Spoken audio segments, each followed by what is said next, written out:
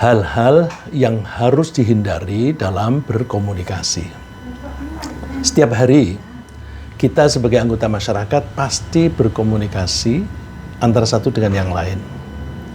Komunikasi kita bisa menghasilkan pahala jika kita melakukannya dengan sopan santun untuk mempererat persaudaraan atau silaturahim dalam rangka mencari ridho Allah.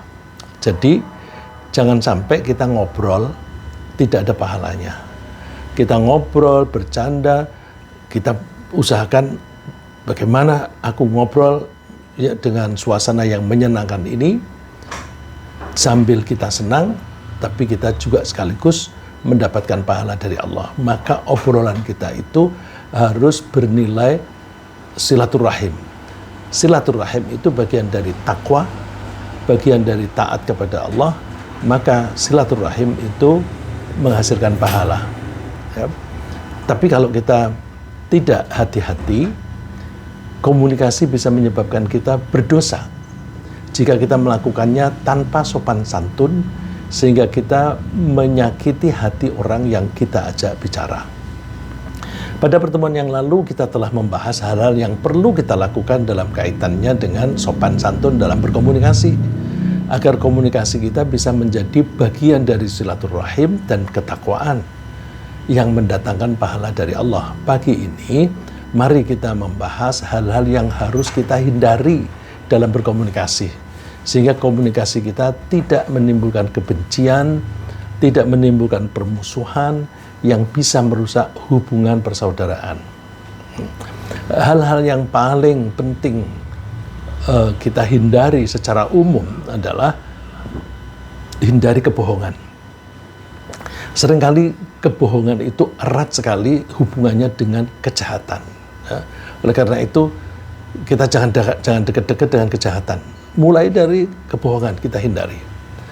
Bisa jadi seseorang itu melakukan kejahatan lalu dia berbohong dalam rangka menutupi kejahatan tersebut.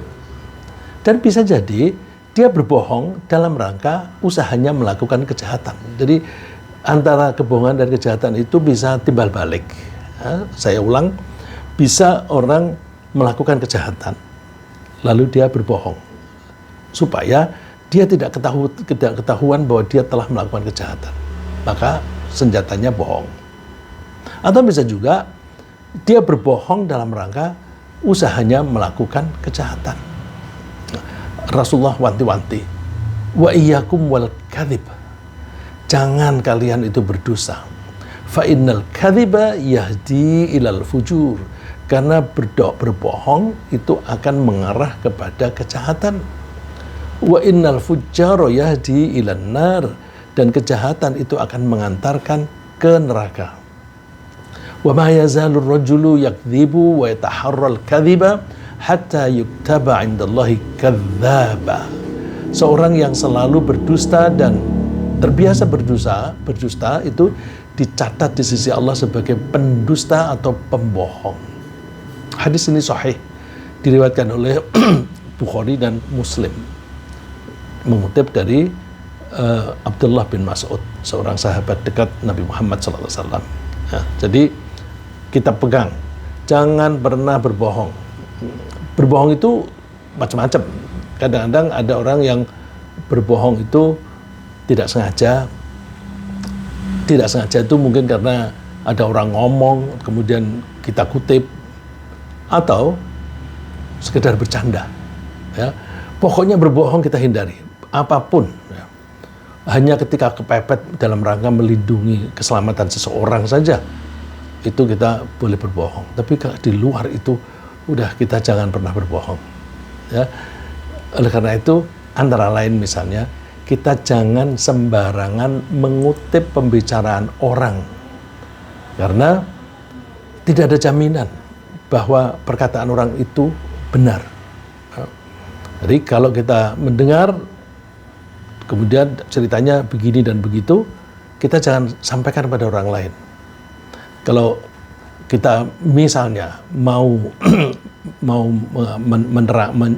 mengutip atau menceritakan itu, ada kepentingan yang urgent misalnya, maka mesti harus diverifikasi dulu. Ya. Rasulullah mengatakan, kafa bil mar'i kadhiba ayyuhadditha bikulli ma sami'a. Seseorang itu cukup dianggap sebagai bohong kalau dia bercerita apapun yang dia dengar. Jadi apa yang dia dengar cerita, apapun yang dia dengar cerita. Di antara yang diomongkan orang itu ada yang salah, sehingga itu berarti bohong. Ada yang itu memang sengaja dibikin untuk menjadi fitnah. Ada juga dia bohongnya tidak sengaja. Tidak sengaja itu misalnya dia tidak paham apa yang dikatakan lalu dia cerita.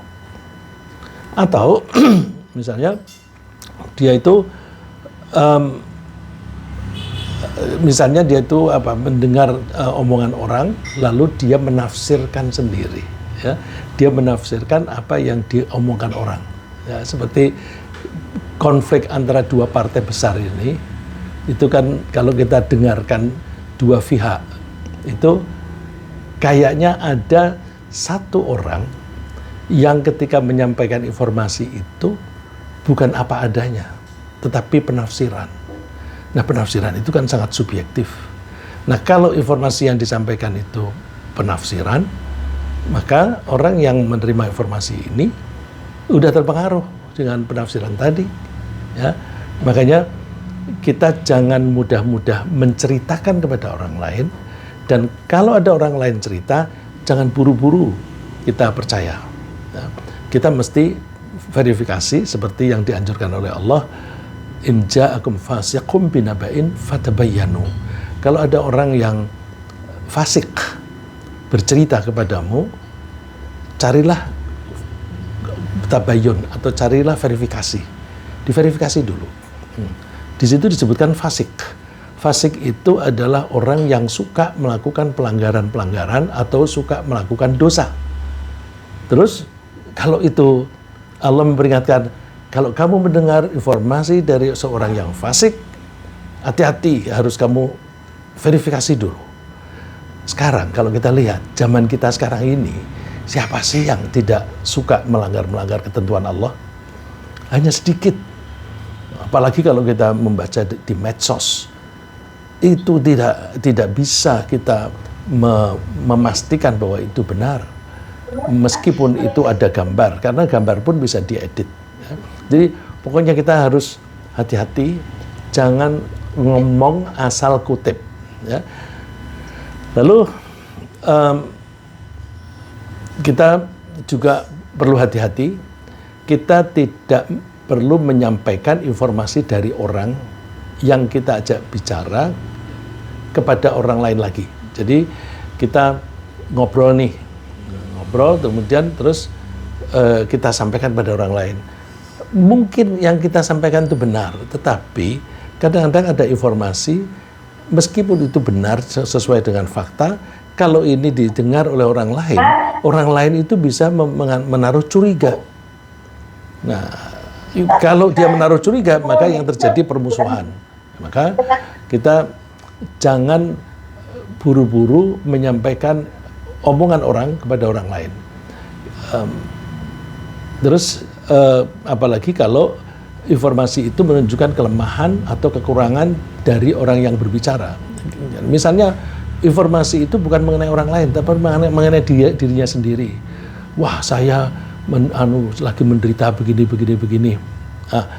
Jangan buru-buru disampaikan kepada orang lain. Karena belum tentu apa yang dia kemukakan pada kita itu dia senang kalau kita sampaikan kepada orang lain, karena itu merupakan suatu kelemahan bagi dia.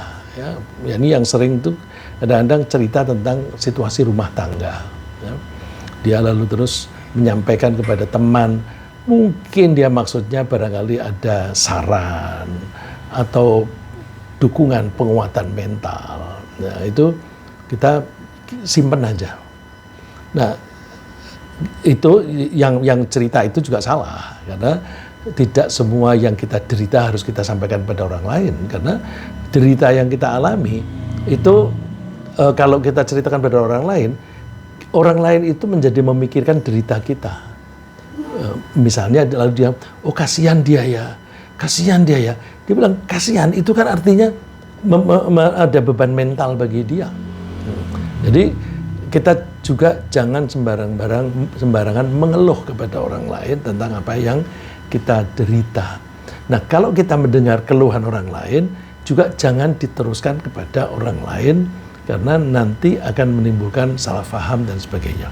Nah, ini seringkali terjadi jika ada seseorang mengadukan perselisihannya dengan orang lain dalam rangka konsultasi atau mencari solusi. Nah, kalau kita pada posisi yang diajak bisa bicara dengan harapan kita bisa memberi solusi, nah itu apapun yang dia kemukakan itu kita anggap sebagai rahasia pribadi. Nah, ini terutama kalau yang kerjaannya memang itu, profesinya memang menampung keluhan-keluhan. Nah, dia menampung keluhan-keluhan dalam rangka mencari solusi.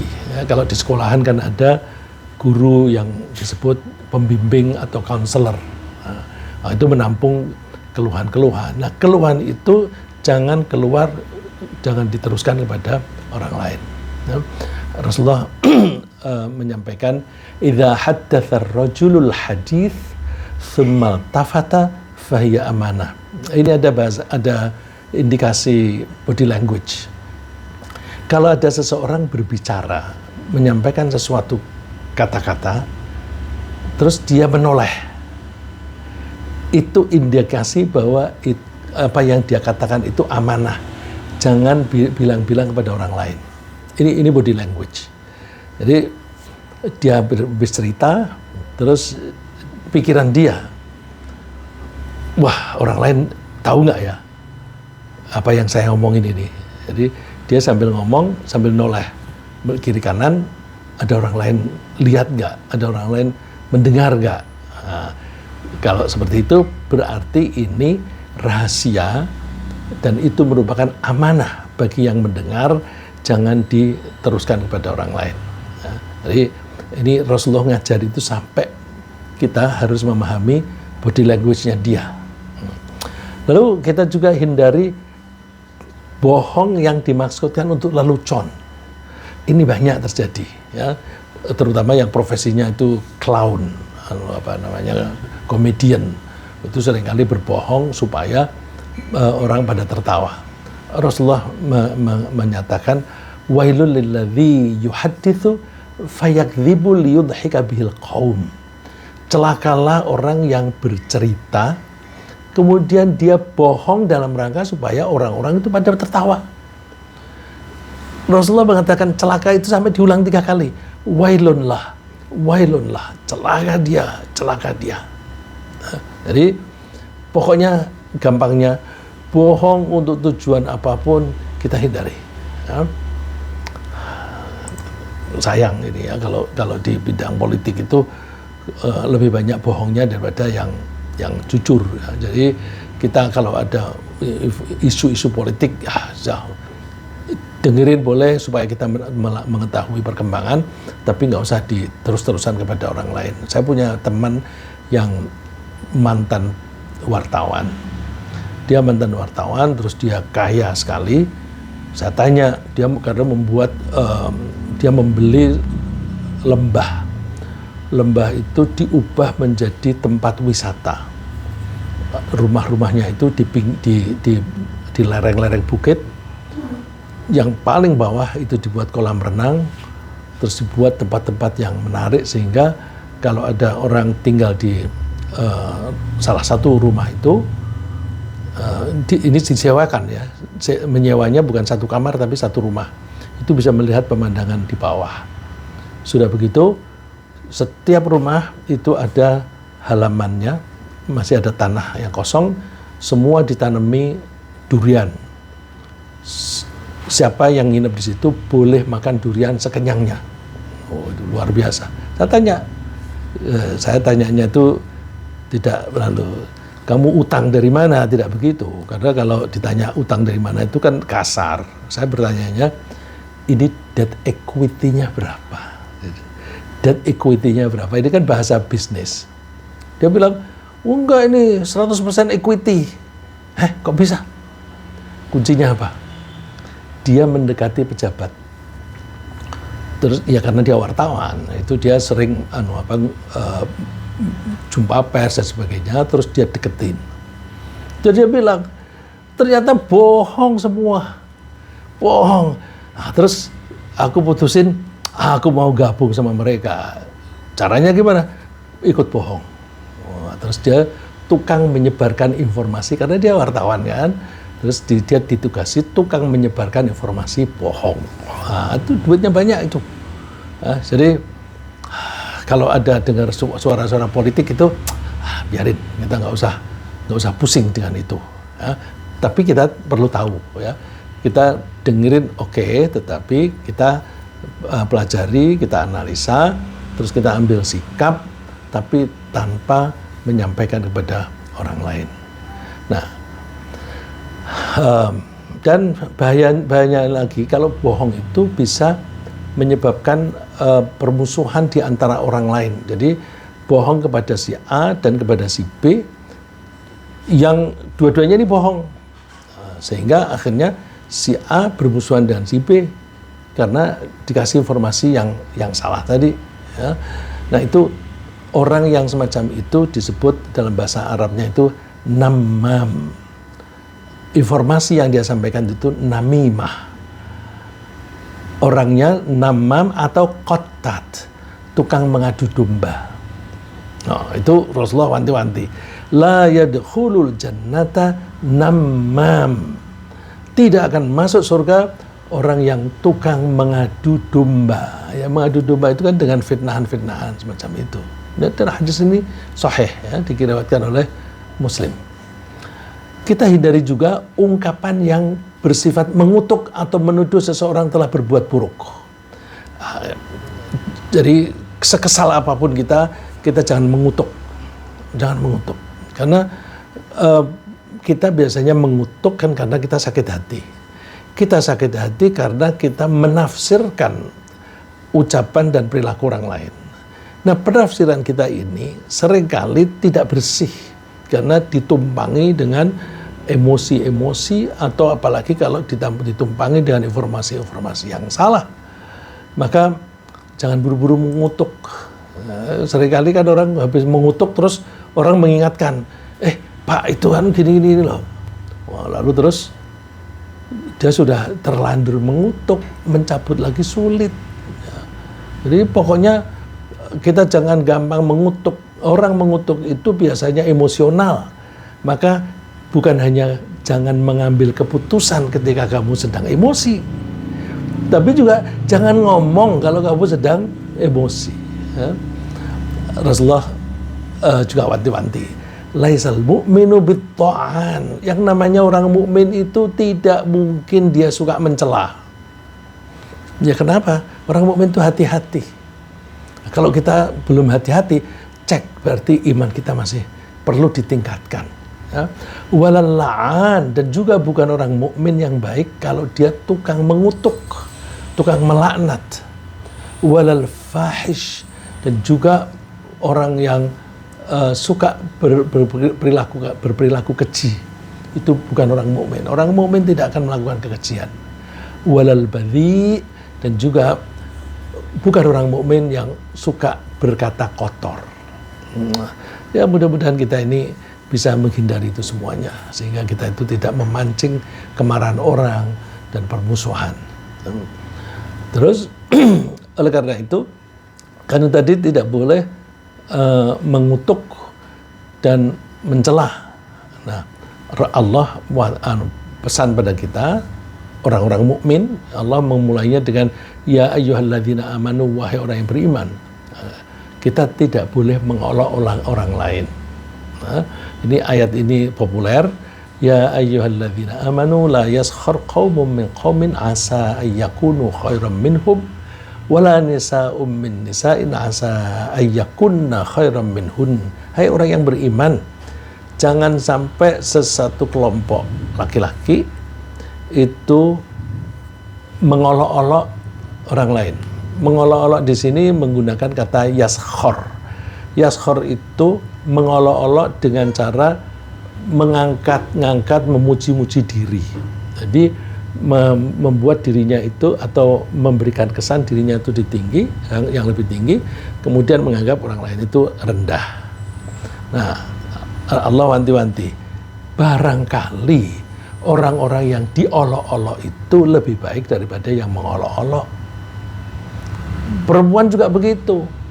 Jangan sampai kelompok perempuan satu mengolok kelompok wanita yang lain. Barangkali yang diolok-olok itu lebih baik. Ya karena biasanya kita mengolok-olok kan kalau kita merasa melebihi orang yang kita olok-olok.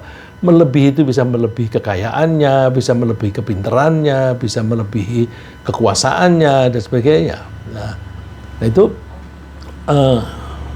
kalau orang itu mengolok-olok berarti di situ ada kesombongan, dan kesombongan itu pasti tidak disukai orang lain, apalagi Allah.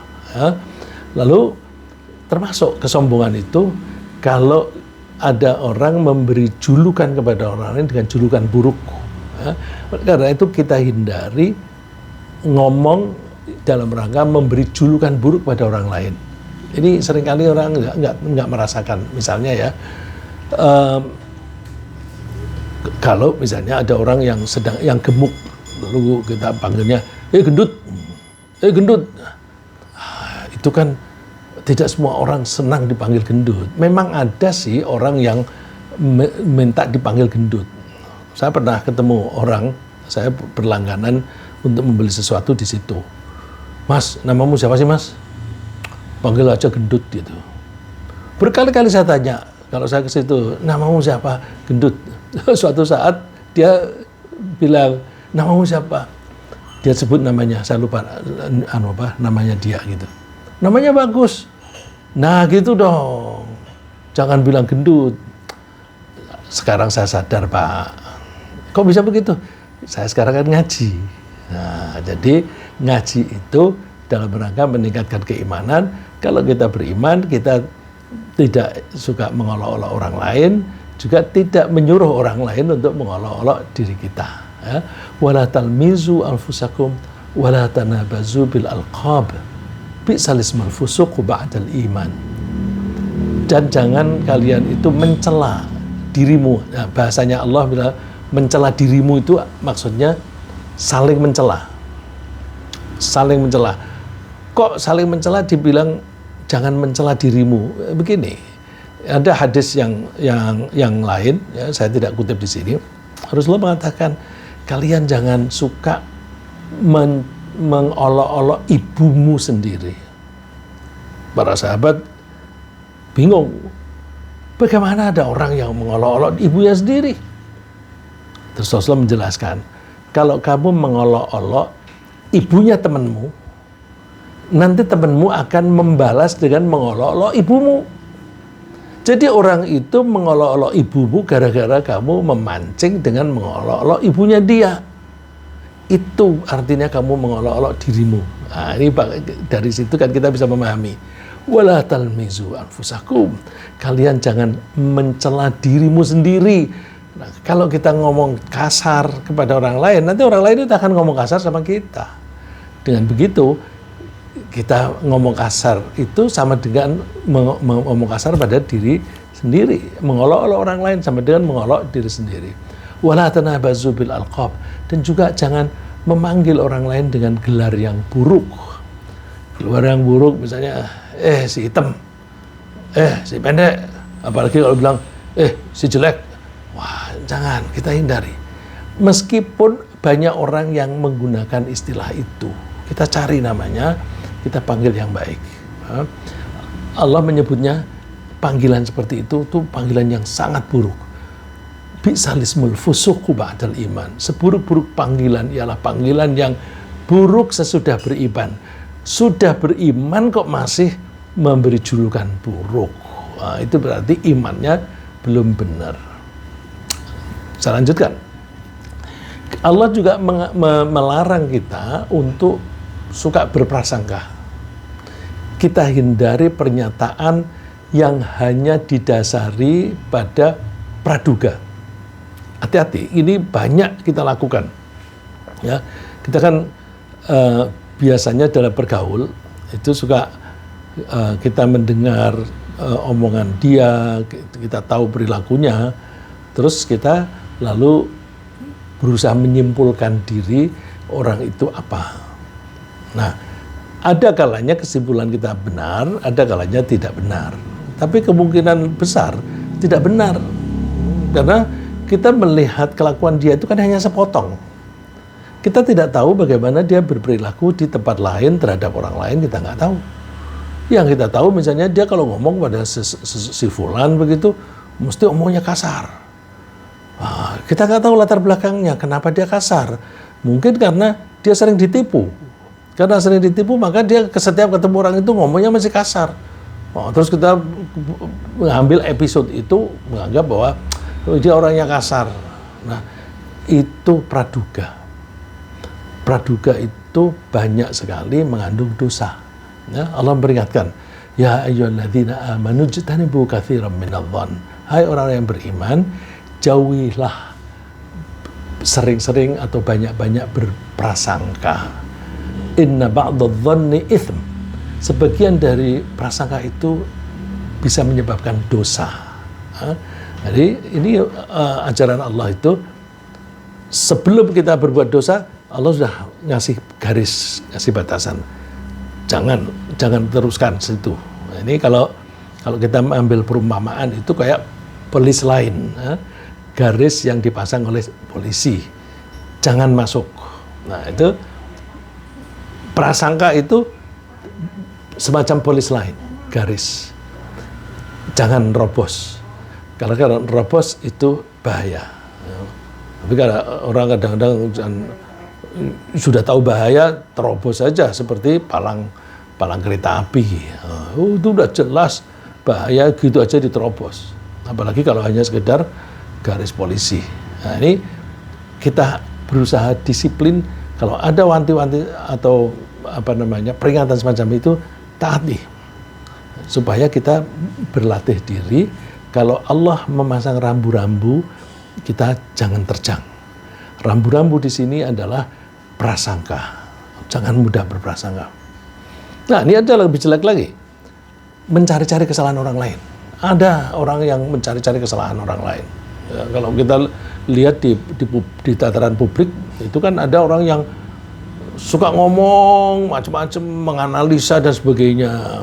Oh, itu terus ada orang yang mendengarkan, tapi mendengarkannya itu dalam rangka kapan dia kepleset. Begitu dia kepleset, langsung laporkan ke polisi. Jadi itu cari-cari kesalahan. Ya, saya tidak bahas kasusnya ya, tapi hati-hati bahwa kita jangan mencari-cari kesalahan orang lain, apalagi mencari-carinya itu dengan sengaja ingin menjatuhkan dia. Oh, itu dengki itu, ya. Itu dengki, dan Rasulullah mengatakan dengki dan iman itu tidak bisa bergabung dalam satu hati. Orang kalau beriman, kalau imannya benar, tidak punya kedengkian dia. Tapi kalau orang mengizinkan hatinya itu diisi dengan kedengkian, imannya kabur. Jadi tidak mungkin iman dan dengki itu bergabung. Maka kita jangan suka mencari-cari kesalahan orang lain. Nah, ini biasanya dilakukan oleh orang yang iri atau dengki. Terus, kita juga dilarang oleh Allah untuk menggunjing. Menggunjing itu bahasa Arabnya ghibah. Ghibah itu membicarakan keburukan orang lain. Wala yaghtab ba'dukum ba'dah. Janganlah sebagian dari kamu menggunjing sebagian yang lain. Ayuhibbu ahadukum ayyakula lahma akhihi maitan fakarihtumuh. Allah mengumpamakan menggunjing orang lain itu seperti memakan daging saudaranya yang mati. Ada temannya mati, terus membusuk, dagingnya dimakan. Oh, itu kan keterlaluan. Ya, ini ibarat fakarihtumuh, lalu kamu tidak menyukainya. Wattaqullah, bertakwalah kepada Allah. Innallaha tawwabur rahim. Nah, kalau sudah terlanjur pernah melakukan itu, kita bertaubat, kita mohon ampun kepada Allah. Mudah-mudahan Allah mengampuni. Ya. Nah, terus kalau ada orang begini, ini kan yang dilarang menggunjing tentang keburukan orang lain. Nah, kalau itu memang fakta kan memang apa adanya. Jadi misalnya itu sih yang orang yang pincang itu, nah, itu atau dari kelakuannya, kok kamu ngerasain si Haji? Ya memang faktanya begitu. Nah, kalau kita berbicara tentang keburukan orang lain, omongan kita sesuai dengan fakta, itu namanya ghibah. Sesuai dengan fakta saja kita dilarang. Apalagi kalau tidak sesuai dengan fakta.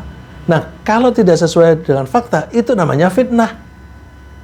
Jadi, sesuai fakta atau tidak, tetap dilarang. Cuma kalau tidak sesuai fakta, larangannya lebih keras. Ya. Ini kalau kita jalanin ini, insya Allah kita itu sesama Muslim akan dekat hubungannya dan akan muncul rasa saling menyayangi. Ya. Lalu Rasulullah mengajari kita supaya kita berhati-hati. Lalu Rasulullah itu ngasih contoh, jangan suka berceloteh. Celotehan itu apa sih? Ngomong yang nggak karu-karuan. Melebihi dari talkative, ya talkative itu bahwa dia banyak ngomong, tapi banyak ngomongnya itu masih seringkali masih ada nilainya, ya. Tapi kalau ngomong udah apa saja diomongin, itu namanya berceloteh. Nah, dalam hadis yang sama Rasulullah juga melarang kita membual atau sombong.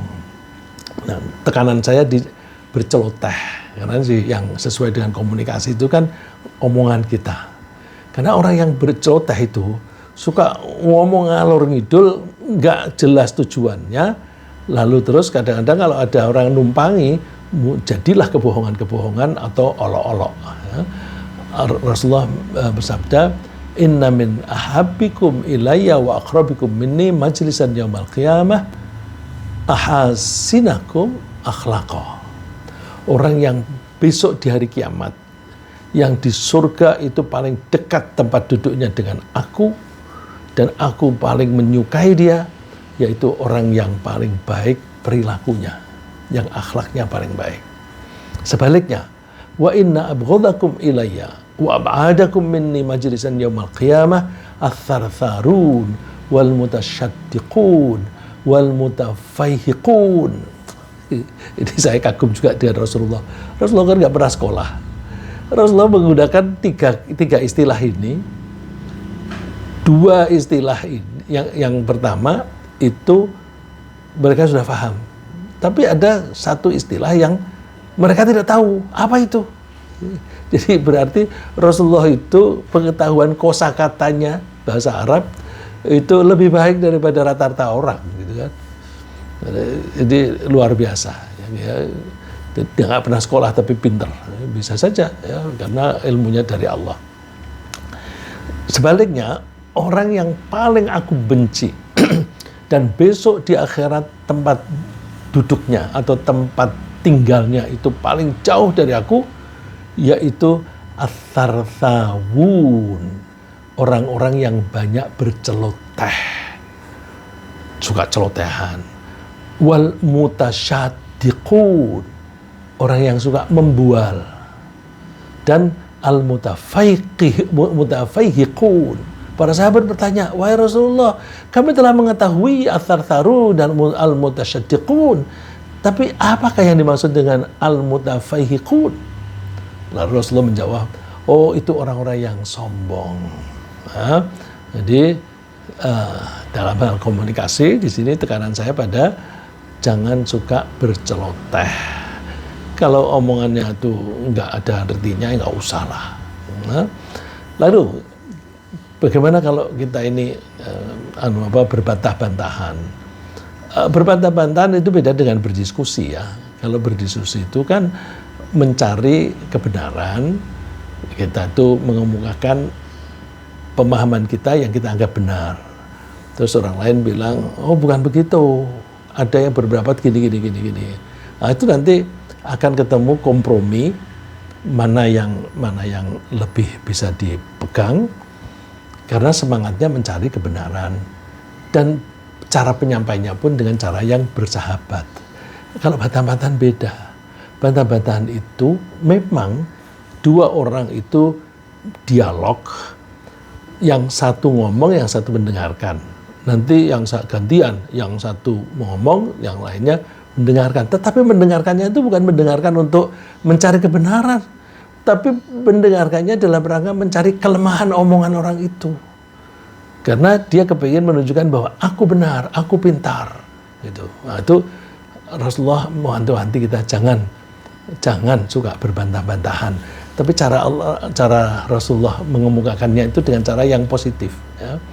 Ana za'imu bi baitin fi rabadil jannah liman tarakal mira. Aku menjamin seseorang akan memiliki rumah di tepi surga.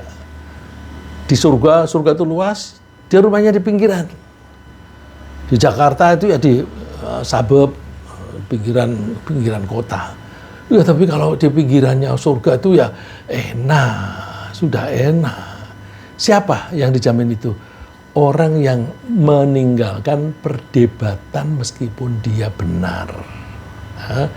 Dia benar, tapi dia suka berdebat. Itu dia tidak akan mendapatkan rumah di surga. Di pinggir pun tidak. Nah, kalau orang mau meninggalkan aja, itu dapat jaminan. Ini istilah yang dipakai oleh Rasulullah itu jaminan, ya. Terus yang kedua, wa bibaitin fi wasatul jannah liman tarakal kadhib. Aku menjamin seseorang akan mendapatkan rumah di tengah-tengah surga bagi orang yang mau meninggalkan kebohongan. Nah, kebohongan itu dosa. Orang yang berusaha meninggalkan dosa itu dapat pahala. Semua larangan Allah begitu. Ya. Larangan Allah itu kalau dilanggar dosa. Tapi kalau ada orang terangsang untuk melakukan itu, kemudian dia bisa menahan diri, itu dia dapat pahala. Ya. Misalnya korupsi itu kan maling jumlah banyak, ya. bukan hanya copet, maling jumlah besar, itu dosanya besar. Kemudian kalau ada misalnya disodori, karena korupsi itu kalau kelas besar begitu nggak mungkin sendirian. Jadi kadang-kadang mulai dari DPR lobby, terus kepada si penentu di pembuat anggaran. Nah, terus setelah itu harus ada lobby dengan orang-orang yang menyalurkan anggaran ini, dan seterusnya, supaya semuanya bisa berjalan mulus. Ya. Nah itu ditawari, kamu mau nggak berperanmu seperti ini? Gampang itu. Itu dosa besar. Kalau ada dosa besar, kita meninggalkannya atau kita menahan diri tidak melakukannya, itu pahalanya besar. Ya, pahalanya besar. Nah, bohong ini kan ragamnya macam-macam. Korupsi kan termasuk bohong. Ya. Jadi kita udah deh, kalau kita meskipun disodori sesuatu yang gampang tapi itu ada kebohongan, kita hindari. Begitu kita menghindari, kita dapat poin dari Allah. Ya. Terus wa in kana mazihan wa bibaitin fi a'lal jannah liman hassana khuluqah.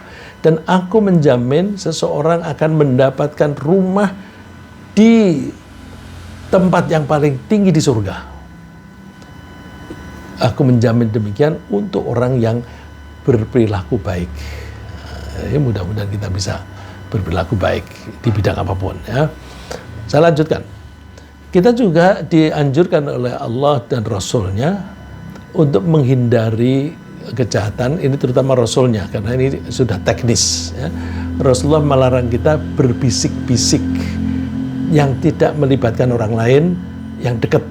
Jadi misalnya kita sedang ngobrol bersama nih, bertiga atau berempat, kemudian kita berbisik dengan orang sebelah kita, yang lain tidak boleh dengar. Oh, itu bisa menyakiti hati. Ya, bisa menyakiti hati. Nah, berbisik-bisik yang tidak melibatkan orang yang ada di dekatnya, itu dilarang oleh Rasulullah. Idza kuntum thalathah fala yatanaja ithnani dunal akhar. Kalau kalian sedang bertiga, jangan sampai berbisik-bisik hanya berdua, yang satu tidak dilibatkan. Meskipun yang diomongin baik, meskipun itu tidak rahasia, tapi itu menyakiti hati. Ya. Hatta takhtalithu bin nas. Jadi kalau kalian mau menyampaikan pesan, semuanya harus dengar, ya, membaur sama. Ya, min ajli anna dzalika yukhzinu. Karena kalau ada orang yang berbisik secara eksklusif semacam itu, bisa membuat orang yang lain itu sedih, takut, atau khawatir. Jangan-jangan itu sesuatu yang buruk terhadap aku, gitu. Lalu kita juga dianjurkan untuk menghindari omongan apapun yang tidak ada gunanya. Oh, ini secara umum ini. Pokoknya kalau tidak ada gunanya, kita tidak usah ngomong. Rasulullah menyatakan, min husni islamil mar'i tarkuhu ma la ya'ni.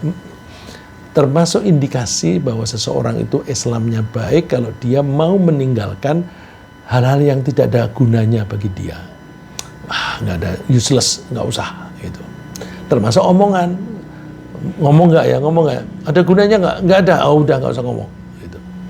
Terus kita juga jangan merasa diri lebih baik. Ini saya masukkan karena apa? Merasa diri lebih baik itu kan lebih ke sikap batin. Kok saya masukkan di dalam komunikasi?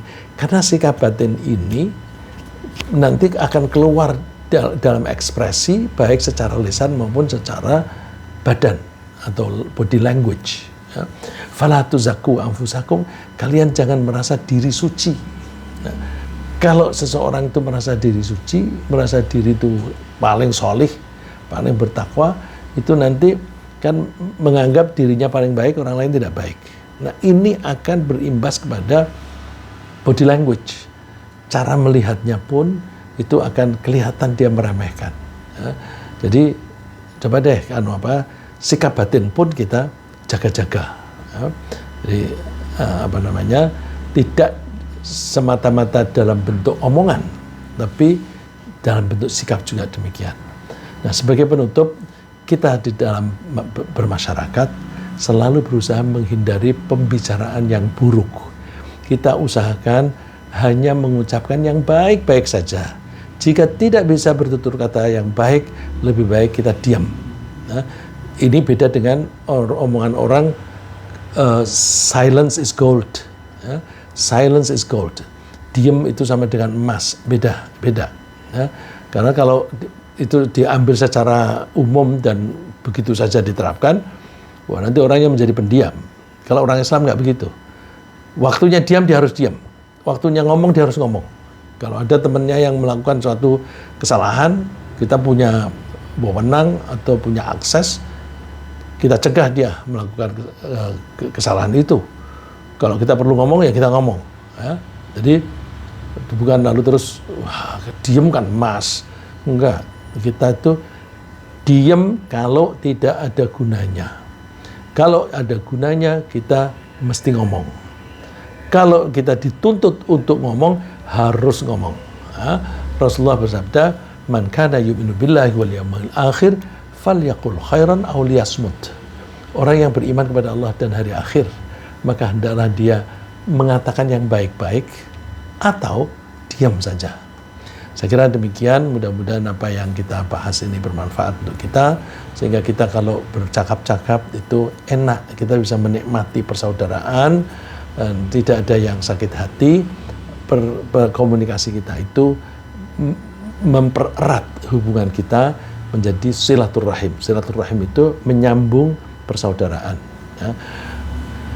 Ringkasnya yang kita bahas kini, bahwa dalam berkomunikasi kita harus menghindari kebohongan meskipun untuk candaan atau lelucon. Kita tidak boleh mengungkap rahasia orang lain. Kita tidak boleh memfitnah, mengutuk, mengolok-olok, memberi gelar buruk, berprasangka, mencari-cari kesalahan orang lain, menggunjing, dan membual. Semua dilarang. Kita hindari berceloteh dan berbantah-bantahan. Kalau kita tidak bisa bertutur kata yang baik, lebih baik diam. Semoga Allah membimbing kita dalam membangun dan mempererat persahabatan melalui komunikasi yang baik. Amin.